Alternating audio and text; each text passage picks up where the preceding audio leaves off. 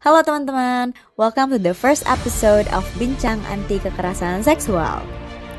Teman-teman tahu nggak sih, kasus kekerasan seksual ini semakin marak akhir-akhir ini.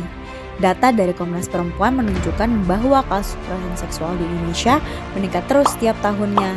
Hal ini dibuktikan dengan data Catahu yang mencatat tahun 2021 sebagai tahun dengan jumlah kasus kekerasan berbasis gender tertinggi, yakni meningkat 50% dibanding tahun 2020, sebanyak 338.496 kasus. Wah, banyak banget ya teman-teman. Nah, sebenarnya kekerasan seksual itu apa sih? Kekerasan seksual adalah setiap perbuatan merendahkan, menghina, melecehkan, atau menyerang tubuh atau fungsi reproduksi seseorang karena ketimpangan relasi kuasa atau gender yang dapat berakibat pada penderitaan psikis atau fisik yang mengganggu kesehatan reproduksi seseorang dan hilang kesempatan melaksanakan pendidikan dengan aman dan optimal. Nah, menurut Komnas Perempuan, kekerasan seksual ini dapat diklasifikasikan menjadi 15 jenis. Dari 15 jenis tersebut, salah satunya adalah pelecehan seksual. Jadi, pelecehan seksual itu termasuk ke dalam kekerasan seksual ya teman-teman.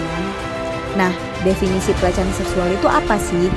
Menurut Komnas Perempuan, pelecehan seksual adalah tindakan bernuansa seksual, baik melalui kontak fisik maupun kontak non-fisik.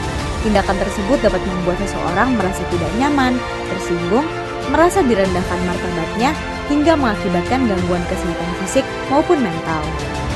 Pelaku kekerasan seksual tidak terbatas oleh gender, umur, maupun hubungan dengan korban. Artinya, kekerasan seksual dapat dilakukan oleh laki-laki maupun perempuan kepada siapapun, termasuk istri, suami, pacar, orang tua, anak, saudara kandung, teman, kerabat dekat, serta orang yang tak dikenal, mulai dari usia anak-anak hingga usia dewasa. Nah, kekerasan seksual dan pelecehan seksual juga dapat terjadi di mana saja, termasuk rumah, tempat kerja, sekolah, atau bahkan kampus. Nah, faktor ekonomi, sosial, dan budaya merupakan beberapa faktor utama yang menyebabkan tindakan kekerasan seksual bisa terjadi. Di samping itu, lemahnya hukum dan kurangnya peran pemerintah dalam menangani kasus-kasus kekerasan seksual turut membuat permasalahan ini terus terjadi. Kira-kira kasus kekerasan seksual yang pernah terjadi di Indonesia itu gimana ya bisa terjadinya? Penasaran gak sih sama kronologinya? Stay tuned on the next episode of Bincang Anti Kekerasan Seksual.